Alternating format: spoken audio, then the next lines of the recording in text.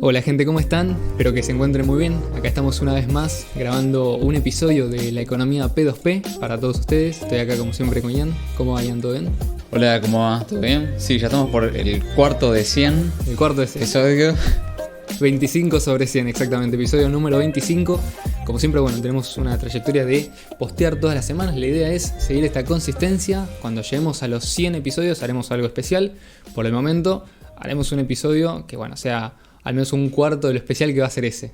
Entonces, bueno, la idea es un poco seguir con la temática, no solamente técnica, sino también haciendo una lectura económica de cómo funcionan los mecanismos más sociales, si se quiere, de BCH, donde exploramos no solamente el funcionamiento del protocolo, sino además cómo funciona el desarrollo, cuáles son los incentivos de los desarrolladores, que esto prácticamente nunca se habla, y qué implicancias tiene para tanto los usuarios que utilizan BCH día a día, como también para la tecnología futuro y qué posibilidades va a tener. Entonces, bueno, pensamos hablar simplemente de qué tan descentralizado, qué tan libre, qué tan abierto es el desarrollo de Bitcoin Cash, pero no solamente de los nodos, aunque sí vamos a hacer un gran énfasis en este tema en particular, sino además también de, por ejemplo, lo que son otros software, como por ejemplo la billetera, los protocolos que se van abriendo, incluso Smart BCH, podemos hacer algún comentario. Entonces, bueno, vamos a empezar aclarando una cosa. Cuando decimos Bitcoin, podemos estar refiriéndonos a varias cosas realmente. Podemos estar hablando de una moneda, podemos estar hablando también de un protocolo, es decir, un lenguaje, una serie de reglas o instrucciones que utilizan las computadoras en este caso para intercomunicarse. Es decir, cuando se establece un protocolo generalmente son una serie de códigos de ¿cómo se dice? Bueno, se me fue la palabra, no importa. La idea es como que la gente se pone de acuerdo para intercambiar cierta información. En este caso los nodos se ponen de acuerdo para intercambiar determinada información. Y lo hacen de una forma de tal que todos entiendan y que todos puedan validar que esa información fue hecha según las normas o las reglas. Por esto se habla de reglas de consenso de protocolo.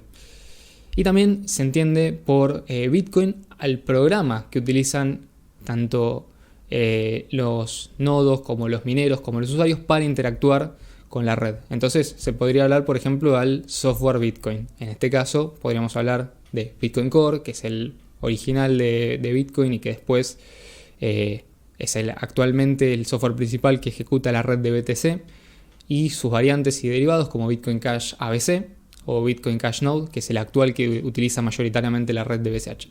Entonces, el concepto es este: Bitcoin no es solamente un protocolo, no es solamente una moneda, sino que también Bitcoin es software, y por su naturaleza debe serlo, ya que es la forma más efectiva de hacer que el protocolo Bitcoin funcione de forma efectiva.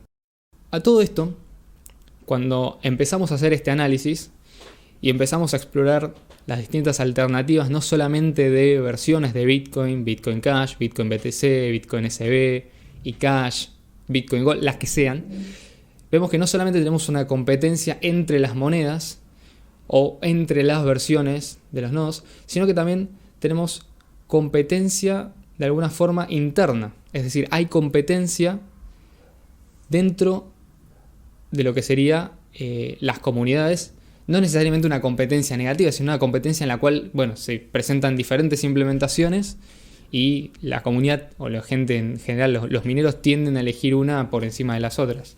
Entonces, este proceso de mercado, que en definitiva es un proceso de selección si se quiere, se da también dentro de un ecosistema. Y vamos a enfocarnos particularmente en el caso de Bitcoin Cash.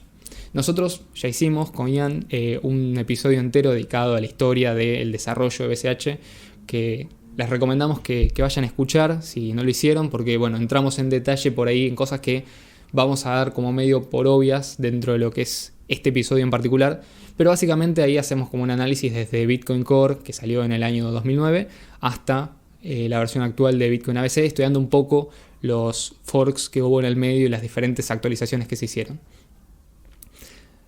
Pero en este caso nos vamos a enfocar a no necesariamente versiones derivadas, forks, bifurcaciones, como se le suele llamar, sino que, digamos, vamos a mencionar versiones alternativas de un software que es compatible con el mismo protocolo, pero es un software completamente distinto. Entonces, por ejemplo, en el caso de Bitcoin Cash, el nodo mayoritario es Bitcoin Cash Node. Actualmente creo que lo utiliza el 70 o 80% de la red. Corregime, Ian, si me equivoco. Sí, anda por ahí. Perfecto. El otro creo que es Bitcoin Unlimited, que tiene la otra cantidad de nodos. Y después hay otros nodos que se están desarrollando, que son principalmente, bueno, Bitcoin Verde, CNUD, que lo desarrolla Fernando Pelliccioni, que es un desarrollador argentino, que también trabaja en Bitcoin Cash Node. O sea que vemos sí una competencia, pero también cooperación entre las distintas implementaciones. Y creo que el otro es Flowey.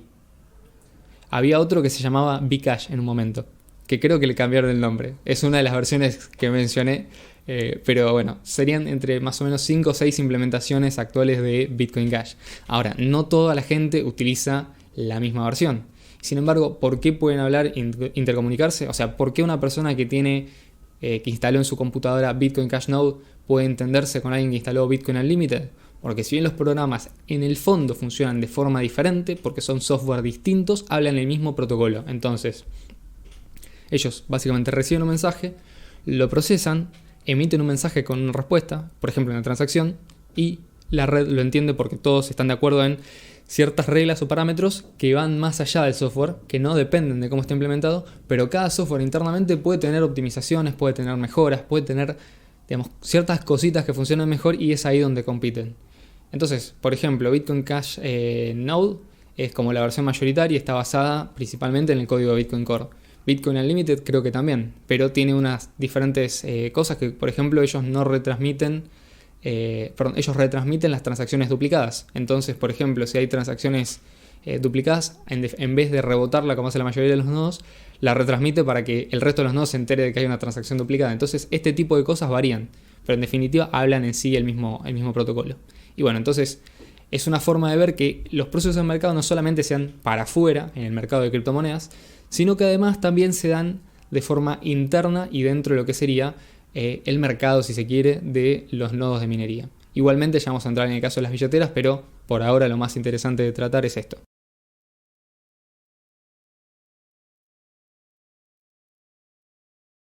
Entonces vamos a hacer un poco de historia, vamos a repasar por encima algunas de las cuestiones que bueno, nos traen hasta el día de hoy. La primera versión de Bitcoin fue la que lanzó, como no podía ser de otra manera, Satoshi Nakamoto. Bitcoin aparece como concepto, como protocolo en el año 2008, pero no se implementa recién hasta el año 2009. El 3 de enero de 2009 es cuando se mina el bloque Génesis y es a partir de ahí que se puede decir que empieza oficialmente la red de Bitcoin a existir. Como todos sabemos, originalmente la única versión que existía de Bitcoin era Bitcoin Core. ¿Por qué? Porque no había otro sistema de nodos, o sea, no tenía sentido, no tenía la gente incentivos para poder minar, por así decirlo, con otra cosa que no fuera Bitcoin Core, porque, digamos, era software experimental. En ese momento no se entendía muy bien, o muy poca gente podía, digamos, entender realmente lo que era Bitcoin, entonces simplemente no había incentivos para duplicar los esfuerzos de desarrollo, crear un nuevo sistema que fuera compatible con el otro, que se pudieran hablar entre ellos, y por lo tanto la mayoría de las personas, la totalidad de las personas que minaban o que utilizaban Bitcoin en ese momento lo hacían directamente con Bitcoin Core. Sí, inclusive como no existían las billeteras como las que conocemos hoy, que después vamos a tocar el tema, básicamente todos tenían que bajarse de Bitcoin Core. O sea, no tenías una billetera, sino que utilizabas Bitcoin Core. Hasta que empezaron a aparecer las billeteras, digamos que tenías que ser usuario y minero siempre al mismo tiempo. Así que eso también fue interesante cómo fue evolucionando. Hoy en día no hace falta que te bajes Bitcoin Core o Bitcoin Cash Node para ser usuario, no tiene sentido. Directamente te conectás a un nodo y listo. Claro, o sea, vos en ese momento creo que te bajabas el programa que tenía una interfaz gráfica, pero digamos tu billetera también se descargaba toda la blockchain atrás. Entonces sí, en ese momento todo el mundo tenía la blockchain, pero porque la blockchain pesaba 500 megabytes, o sea, ni siquiera llegaban a llenar un mega de transacciones por bloque, o sea, era muy lento el crecimiento. Cuando la gente empieza a utilizar billeteras que no son Bitcoin Core, por ejemplo, nodos completos, y bueno, lo empieza a hacer mucho después con la introducción de la tecnología que ya estaba escrita en el white paper, que es SPV, verificación simplificada de pagos, que es básicamente una forma de conectarse a la red de Bitcoin sin descargarse un nodo completo y poder validar de alguna manera las transacciones. O sea, te conectas a otros nodos completos que generalmente son los mineros, pero en ese momento todo el mundo, o sea, todo el que usaba Bitcoin era tanto un minero como un, digamos, usuario que podía hacer transacciones y tenía además la billetera. O sea, era como un programa 3 en 1, por así decirlo. Después, obviamente, con el desarrollo y con el crecimiento de la red y, digamos, con la especialización, todo esto se va especificando. O sea, ahora tenés un programa para usar la billetera, tenés otro programa para minar y tenés otro programa para tener el nodo completo sin minar, por ejemplo. Entonces, tenés como diferentes alternativas y esto, digamos, replica de alguna manera lo que ocurre en un proceso natural de mercado. Sí, inclusive hay opciones intermedias como el Natrium, ¿es que se llama? Que te permite... Natrium no es, ¿cómo se llama? No, Natrium es otra billetera. Sí. Creo que llamaba... Me voy a fijar. Pero ahora lo decimos. Pero básicamente te permite correr una especie de nodo ligero en tu dispositivo. O sea, tu billetera es como que simplemente descarga es como un nodo ligero que descarga solamente lo que vos necesitas. O sea, solamente baja lo tuyo de la blockchain. Y te permite, bueno, no tener que andar conectado a otro nodo, sino que esa información después se replica al resto de nodos. Pero es como si tuvieses un nodo local. Es una especie de mix. Lo cual es interesante. Después, también por ejemplo, bueno, están los nodos podados, obviamente. O sea, puedes tener nodo completo o nodo podado, tanto para minero como para hobbyista. Era con N. Sí, era con N, lo estoy buscando ahora mismo. Esto creo que lo había implementado, perdón, otra implementación de nodo que no mencionamos, que es BCHD, que a todo esto, digamos, ya vamos a entrar, pero podés tener distintas implementaciones del protocolo de Bitcoin escritos en diferentes lenguajes. Por ejemplo, BCHD, que es la que lo implementa, creo que está escrita en el lenguaje de programación Go, o Go. Pero sí, tienen diferentes... Ahí está, ya lo encontré. Se llama Neutrino. Ahí está. Sonaba parecido. Exactamente. Que es una alternativa a las billeteras SPB. Entonces, sí, no descarga toda la cadena de bloques, sino que descarga el bloque o la sección del bloque que le interesa según haya recibido una transacción o no. Entonces, es una forma también de preservar la privacidad. Es como un nodo más podado que podado, ¿viste? Exactamente. Solamente lo tuyo. Tanto que se puede tener un celular, por ejemplo. Sí, sí. De hecho, inclusive creo que salieron algunas implementaciones, pero bueno, por ejemplo, BCHD es compatible con esta tecnología, pero si yo utilizo, por ejemplo, Bitcoin Cash Node o Bitcoin Unlimited, la verdad que no se puede utilizar. Entonces, ahí tenés un poco lo que es la especialización y que sin, digamos, romper nada del protocolo, porque, digamos, vos haces una transacción y la mandás por BCHD o la mandás por Bitcoin Unlimited o Bitcoin Cash Node, la realidad es que todas se van a entender entre sí. Lo que cambia es la funcionalidad para el usuario, para el minero, etc. Por ejemplo, el nodo Knuth originalmente empezó siendo como un nodo pensado para mineros y actualmente está pensado como una base de testeo porque soporta una gran cantidad de lenguajes y tiene un montón de librerías y bibliotecas con un montón de funciones. Entonces, si sos un desarrollador, por ejemplo, que labura con C++, o con C# o con Python o JavaScript, tenés librerías de Knuth que puedes utilizar para testear sobre Bitcoin Cash con tu lenguaje. Entonces no tenés que necesariamente recompilar o reescribir todo el nodo porque interactúa directamente de forma nativa con tu lenguaje. Esa es como la ventaja. Y ahí se ve un poco también, de nuevo, insistimos con la especialización. Y que esto es importante porque, por un lado, nos da la certeza de que siempre tenemos una implementación, digamos, de segunda, en el sentido de segunda opción, a la cual podemos saltar si algo falla con la opción primordial, y ya creo que vamos a mencionar un caso con esto. Y después, por otro lado, está buenísimo poder tener varias opciones, vemos cuál funciona mejor y naturalmente el mercado iría eligiendo la más eficiente siempre. Sí, ¿con qué se refería Leo? Imagino que se está refiriendo a Bitcoin ABC. Resulta que en el 2020, si no me equivoco, fue octubre, ¿no? Más o menos, noviembre. Hubo el último hard fork de Bitcoin Cash, en el que básicamente se separa Bitcoin ABC, lo que hoy se conoce como eCash, de Bitcoin Cash, que sigue con el Bitcoin Cash Node. ¿Qué es lo que sucedió? Bueno, eso también lo tienen especificado en el video sobre la evolución tecnológica de Bitcoin Cash. Sin embargo, en resumen, lo que pasó fue que la gente de Bitcoin ABC quiso agregar que el 8% de la recompensa de los mineros vaya a un fondo que gestionan ellos para promover infraestructura pública dentro de Bitcoin Cash, una especie de impuesto ahí medio raro. Esto lo tienen un montón, se llama IFP. Lo tienen Infrastructure Funding Plan. Lo tienen un montón de otras monedas. Por ejemplo, esto está dentro del Cardano. Y bueno, en general todas las Proof of Stake tienen esto. Y bueno, Cash. Y bueno, básicamente la comunidad de Bitcoin Cash no quería. Entonces, acá pudo haber pasado dos cosas. Uno, la gente se movía a una implementación distinta. O sea, la gente, me refiero a los mineros, se movían a, no sé, Bitcoin Unlimited.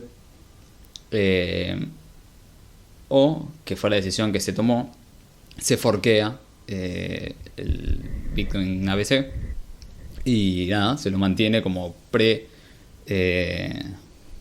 versión previa a cuando agregaron este impuesto a los mineros.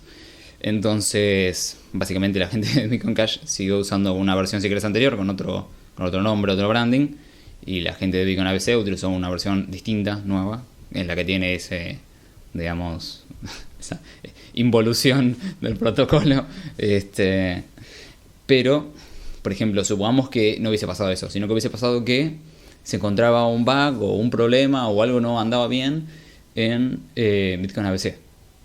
Entonces, ahí sí capaz convenía saltar a Bitcoin Unlimited, porque, o sea, el problema estaba en un error técnico de la misma implementación.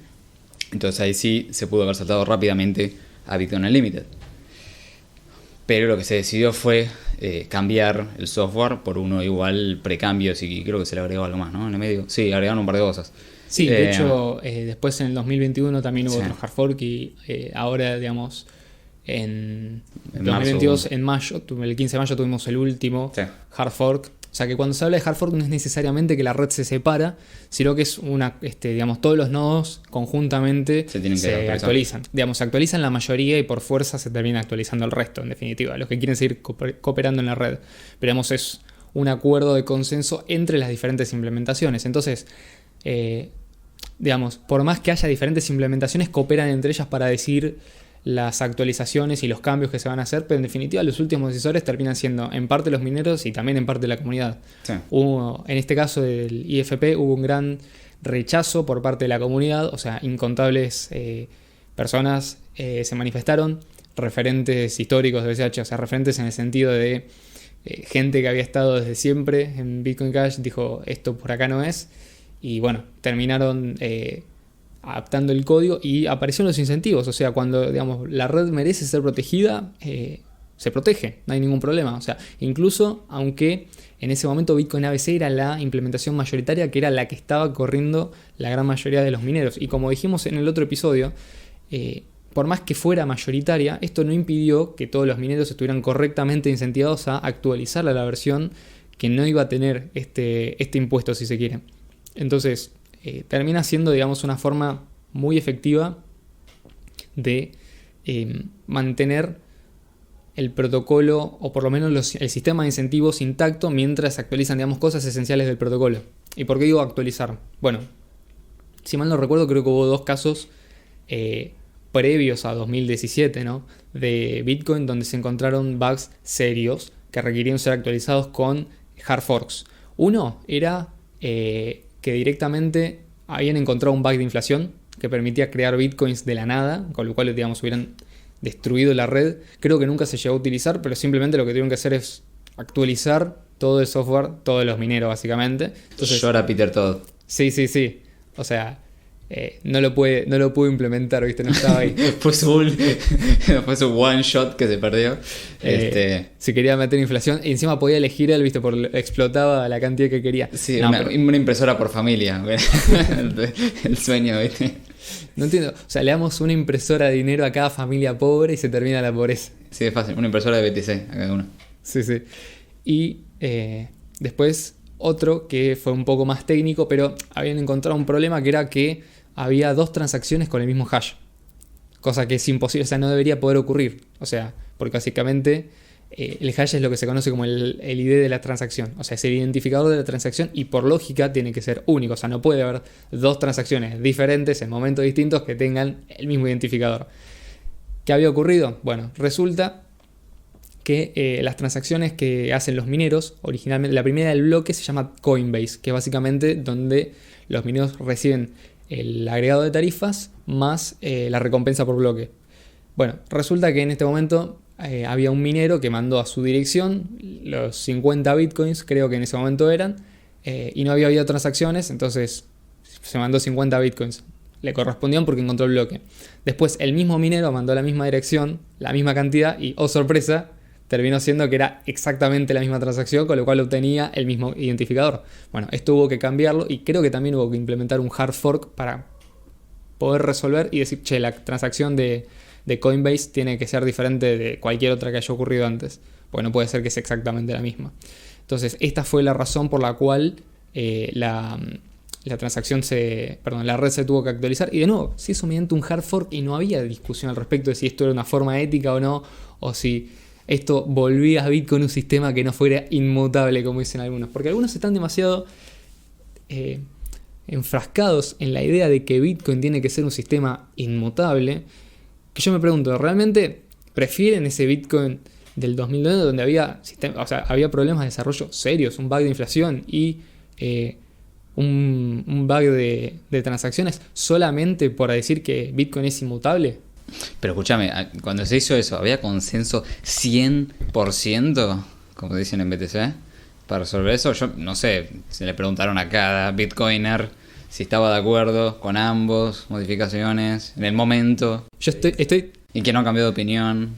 Estoy seguro que a Peter Todd no le preguntaron, No. Porque si Peter Todd no quería, no iba a haber... Porque 100% es esto, o nada. Claro. Porque si Peter Todd no quería, mirá que no se actualizaba Bitcoin y se quedaba ahí. Porque él se iba a clavar con su nodo en la versión previa. Y como había un nodo que estaba en la versión previa, el resto de los nodos iban a decir, che, no lo podemos dejar afuera. Es como que tenemos que ir todos juntitos. Iba a ser un... como le dicen, el WAF es User Activated Soft Fork, pero con un nodo. Un nodo haciendo un User Activated Soft Fork. Bueno, ahora quiero comentar algo con respecto a eso porque me quedé con mucha sangre en el ojo de algo que leí el otro día en Twitter. Pero básicamente es esto, justamente la inmutabilidad no es parte del concepto integral de Bitcoin, porque justamente, al contrario, Bitcoin es una red mutable, Bitcoin es dinero programable, las reglas de consenso se pueden cambiar, lo que no puede ser mutable es el modelo de incentivos, porque eso rompe Bitcoin básicamente. Pero si no rompes eso, está todo bien. O sea, estamos hablando de que cambios como por ejemplo bajar el tiempo entre bloques, un palito ahí para Ian, serían más cuestionables, por ejemplo, pero en definitiva no rompen el modelo de incentivos.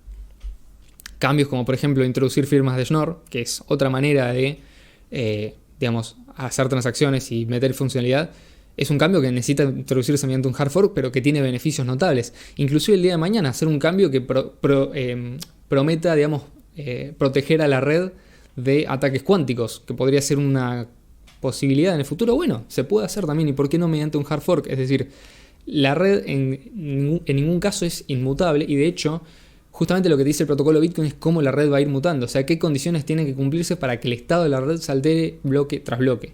O sea, el estado de la red se cambia bloque tras bloque. Entonces, esto es lo que por ahí la gente no entiende. Y no sé, Ian, si querés comentar un poco sobre esto que pusieron el 1 de agosto de... Sí, la gente de Documenting BTC. Bueno, resulta que dentro de Bitcoin Cash, el 1 de agosto, se celebra el Día de la Independencia. De la Independencia de BTC, ¿no? Y de Blockstream y de todo lo sucedido. Y del lado de BTC, este año parece que también les pintó festejar su Día de la Independencia. Como que, viste, los dos no funciona si no puede haber 2 días de independencia, ¿me entendés? Tiene que haber un día de la independencia. Si no es el día del divorcio, ¿me entendés? No se puede llamar Día de la Independencia, poner otro nombre. Es como si Estados Unidos festejara el 4 de julio, ¿viste? Claro, los británicos festejan el Día de la Independencia. Claro, se independizaron de los Estados Unidos. Sí. Perdón, a todo esto, yo digo, Día de la Independencia es porque vos te estás independizando de alguien. Entonces, en este caso, Bitcoin, el protocolo original, se estaba independizando de los desarrolladores de Blockstream que habían tomado el control del repositorio. Sin embargo, cuando ellos dicen Día de la Independencia, ¿a quiénes señalaron? Y bueno, señalaron a los mineros, señalaron se independizaron de los mineros. Se independizaron de los mineros, pero te das vuelta y te dicen, no, pero Bitcoin es la red más segura del planeta porque es la que tiene más hash power. Entonces, viste, por un lado te dicen nos independizamos de los mineros, por otro lado te dicen somos la más segura porque hash power. Claro. O sea, si los mineros aportan hash power y eso es la seguridad de la red y eso es lo que mantiene el protocolo inmutable, pero si esa mayoría del hash power quiere cambiar el protocolo, pero no puede porque los usuarios se clavan con un user activated soft fork, entonces significa que no es... Expliquemos que es este delirio que... O sea, eso vive en un mundo imaginario. Sí. Para arrancar. Es un delirio esto, como bien dijiste. O sea, no tiene nada que ver con nada que exista en la realidad. El concepto de User Activated Soft Fork es algo falso. Y de hecho está muy bien explicado por... hay un canal que se llama We Are All Satoshi que creo que en un video de 2018-2019 explica, entre varias cosas que se entienden mal acerca de los nodos, el concepto de lo que es un User Activated Soft Fork. Pero me parece que si querés contarnos. Como para que se entienda, primero hay que entender un concepto, un civil attack. Civil attack en informática básicamente es cuando supongamos que una red tiene 10 nodos. Bueno, alguien alquila y pone 500 nodos, entonces vía 500 contra 10 te rompe el todo. Básicamente sería eso, es como ganar por cantidad. Claro, sería no por un cantidad voto de nodos. Exacto. Claro. No un voto por CPU, sino un voto por nodo. O sea, si a vos te ven como un nodo en la red, vos podés votar. Si vos pones 500 nodos que son todos tuyos, haces un ataque civil. Tenés 500 votos. Exactamente. Entonces, una de las cosas que viene a resolver el Proof of Work es el civil attack. O sea, en vez de que sea un voto o un nodo, es por cantidad de cómputo, digamos, por poder de cómputo. Esto es algo, pero es como el ABC, ¿viste? O sea, es demasiado básico esto. Ahora, sin embargo, ellos creen que una red que usa Proof of Work, o sea, prueba de trabajo, para no tener ataques civiles, esa misma red, o sea, es como que ellos creen que, es como muy tonto, ¿no? Pero creen que los usuarios, o sea, los nodos, o sea, creen que le pudieron hacer un civil attack a una red anti-civil attack. ¿Se entiende? Ellos creen que por vía cantidad de nodos, porque todos los nodos hobbyistas de sus casas, las Raspberry Pi bajo las camas de Nigeria o de cualquier país del planeta Tierra, activaron un software, entonces arrinconaron a los mineros y les ganaron, y eso festejan el Día de la Independencia. Una burrada, pero una burrada total. Porque me estás diciendo, o sea, si Bitcoin es la red más segura, porque Bitcoin BTC, porque tiene mayor hash power, por otro lado me estás diciendo que con que un par de nodos, ¿viste? Con que los nodos activen un software, los nodos no medidos sin poder de cómputo, toman el sistema. Es una pelotudez. Totalmente. Inclusive, pensémoslo de esta manera, ¿no? Ellos dicen... en realidad lo que pasó fue lo siguiente. Ellos querían activar SegWit. SegWit es una forma, digamos, de modificar un poco el formato de las transacciones para que cierta información de las transacciones no se incluya en los bloques principales, sino que se incluya en otra parte, aumentando, entre comillas, de forma virtual el espacio de almacenamiento y permitiendo una mayor cantidad de transacciones. Esto de alguna manera también rompe con el concepto de transacciones descrito en el white paper, donde ya una transacción no es una cadena de firmas porque los nodos ya no tienen incentivos para abordar esa cadena de firmas. Y de hecho, cada transacción que se haga con SegWit en la red de Bitcoin BTC, un nodo que no tenga SegWit lo ve como que literalmente esa moneda la puede gastar cualquiera. Entonces, si la mayoría de los nodos dejara de utilizar SegWit, sería un problema porque cualquiera podría empezar, entre comillas, a robarse esas monedas.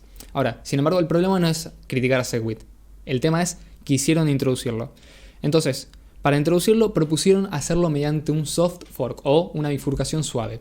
Esto, a diferencia de un hard fork, se define como una actualización de software, pero que es retrocompatible con versiones anteriores. Entonces, es como... Si vos querés usar SegWit, buenísimo, está todo bien, lo puedes usar. Si a vos no te gusta por lo que sea, no lo uses y listo. Bueno, ¿qué pasó? La mayoría de los mineros no señalizó que iban a activar SegWit, entonces se empezaron a asustar. O sea, no era si no querés no lo usas, realmente necesitan una mayoría para poder implementarlo, porque es la forma, digamos, que tienen de generar un consenso entre todos los nodos. En definitiva, todos tienen que de alguna forma seguir hablando el mismo lenguaje. Entonces, ¿qué pasó? Supuestamente la idea fue que ellos pudieron forzar la activación de Segwit diciéndole a toda la gente que tenía un nodo en la casa, che, bájense esta versión que tiene Segwit, y empiezan a rechazar los bloques que no acepten Segwit.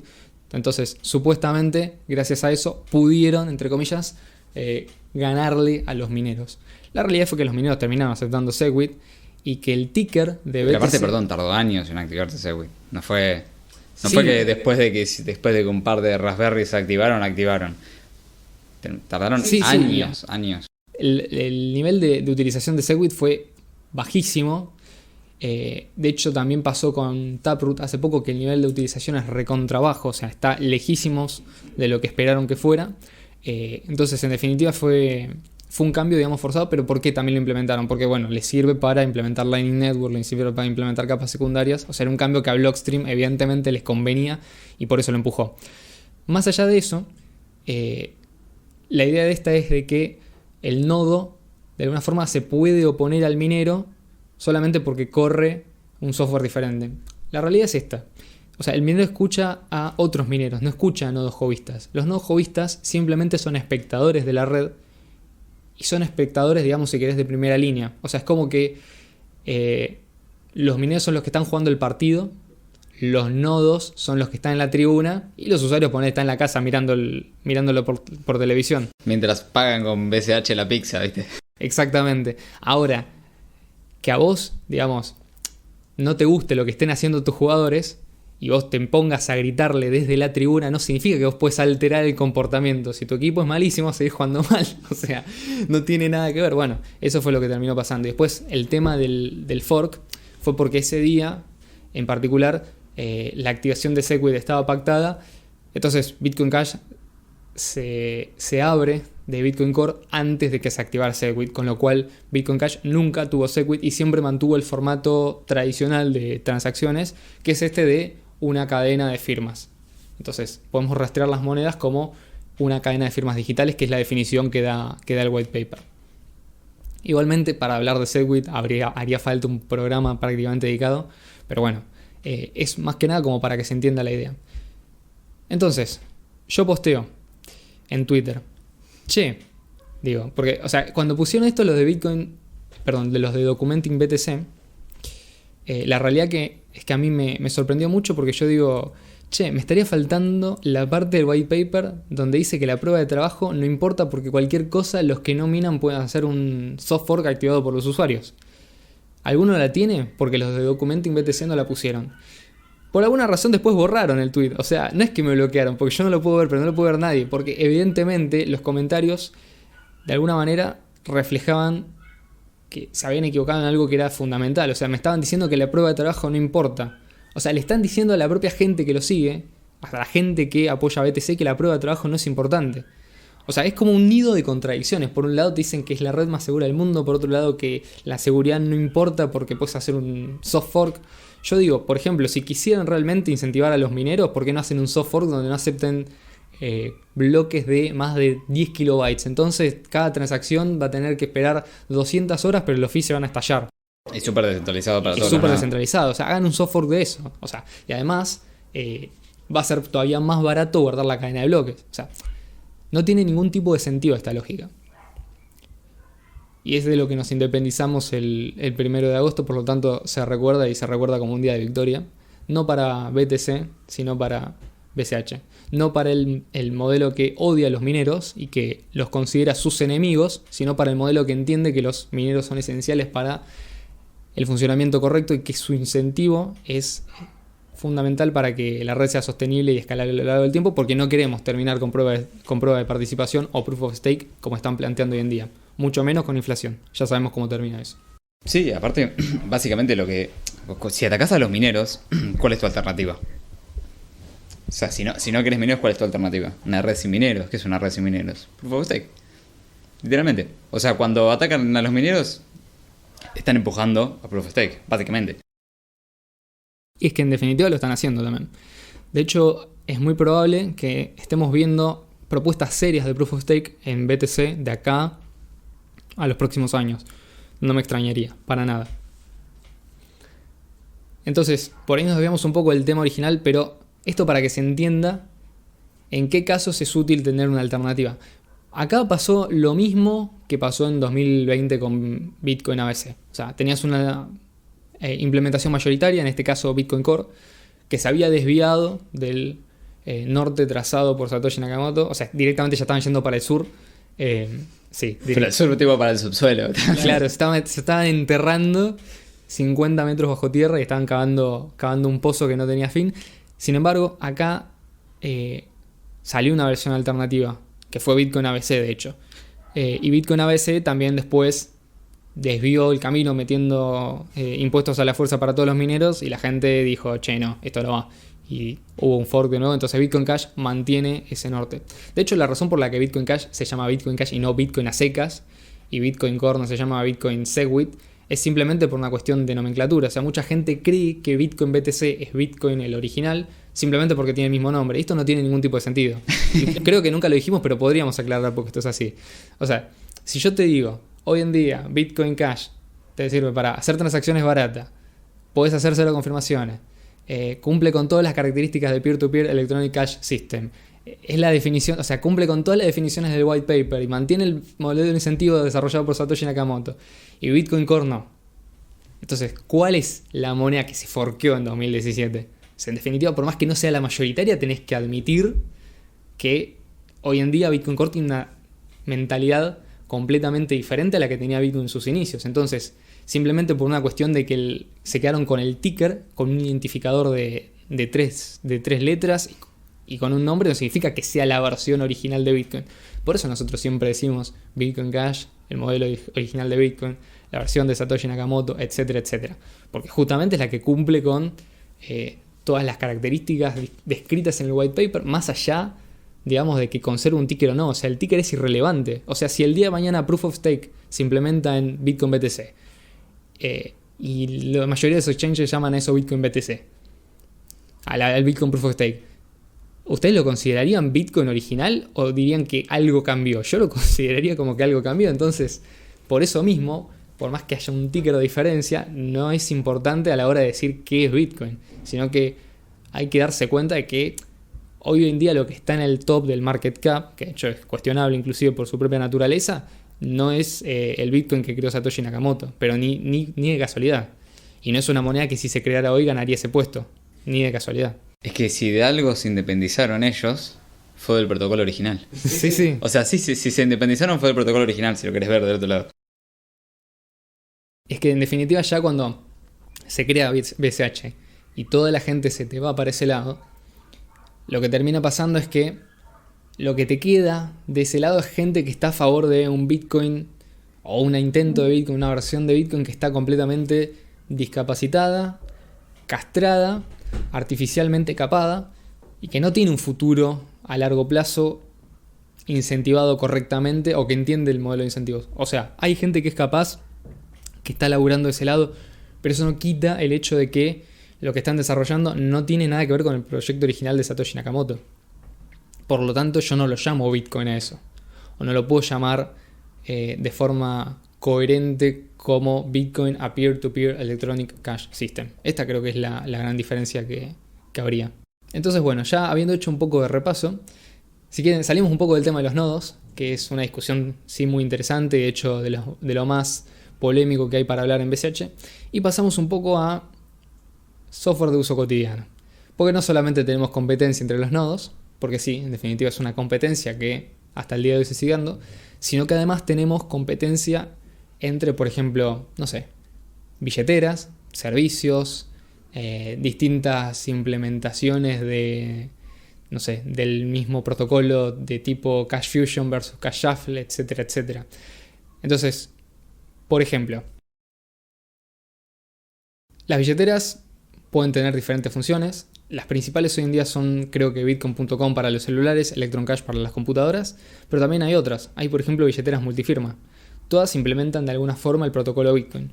Inclusive creo que BCHD tenía una billetera que implementaba Neutrino, que hoy en día no sé si seguirá funcionando, pero básicamente permitía conectarse con la red de Bitcoin y tener como una especie de seminodo en el celular donde se descarga algún tipo de información.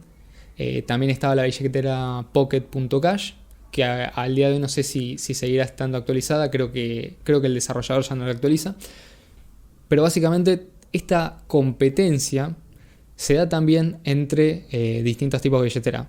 Porque, por ejemplo, si bien Electron Cash en la computadora es la billetera que más funciones te da para utilizar BCH, porque tiene Cash Fusion, Cash Accounts, tiene distintas formas de enviar dinero, te permite elegir las monedas, etcétera, etcétera. La realidad es que probablemente la billetera más utilizada es la billetera Bitcoin.com, que si bien es una billetera mucho más simple, que no tiene tantas funciones, se acerca más a los usuarios y es generalmente la que nosotros recomendamos cuando nos acercamos a un comercio, le decimos a un amigo que se baje esta billetera, porque es dentro de todo la que sabemos que va a poder manejar con mayor facilidad y que después puede utilizar, si quiere, la billetera de Electron Cash para hacer cosas más complejas. ¿Querías agregar algo, bien? No. Ok. Después tenés distintas features, como ya dijimos. Un ejemplo de esto es Cash Accounts, que espero que algún día lo pongan. O sea, hace 4 años que existe y todavía no está la billetera Bitcoin.com. Pero metieron, creo que el identificador de no sé qué red, de no sé qué cuánto, de FIO. Sí. Bueno, básicamente, ¿qué es Cash Accounts? Tampoco sé si lo mencionamos en algún podcast, pero está buenísimo. Básicamente es, vos haces una transacción en la red, dejás un registro de un nombre de usuario, por ejemplo, y según el nombre de usuario que hayas elegido y el bloque en el que esté esa transacción, la gente te puede mandar dinero a un nombre de usuario con un número, o sea, como si fuera un nombre de usuario común, en vez de una dirección. Entonces, por ejemplo, en vez de decirle a la gente, che, mi dirección de BCH es Bitcoin Cash, Q, P, TV, corta X, 9, 12K, no sé qué cosa, todo ese tipo de cadenas de esto de 30 y pico caracteres, vos lo que podés hacer es decirles, che, no, mandame direcciones a Leo numeral 124, por ejemplo, o Leo numeral 13.228, un ejemplo.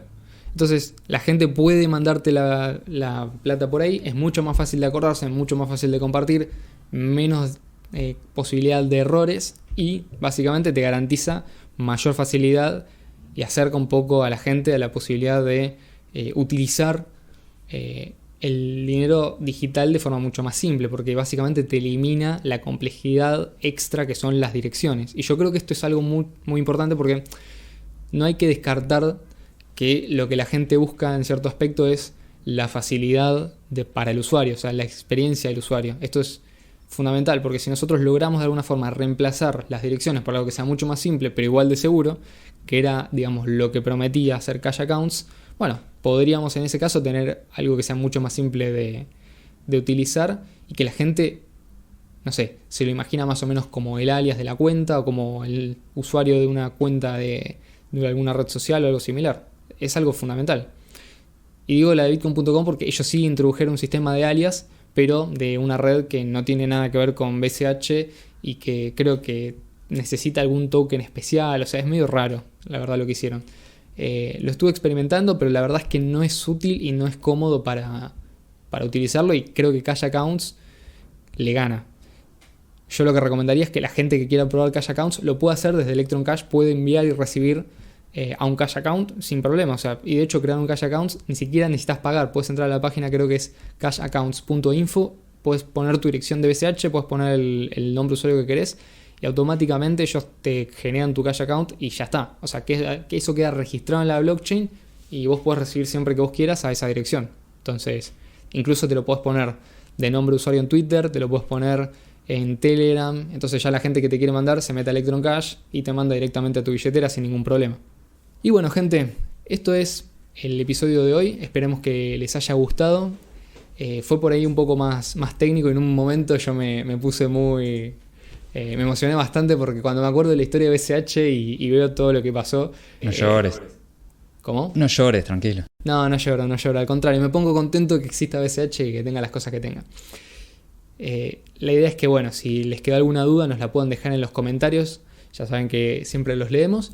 Y bueno, también nos pueden seguir por nuestras redes sociales. Estamos en Twitter, en Telegram. Y también pueden seguirnos para escuchar el podcast en Spotify, en Google Podcast, en Anchor. Y creo que también en su aplicación de podcast favorita. De alguna forma seguro que nos pueden encontrar. Y bueno, básicamente es eso.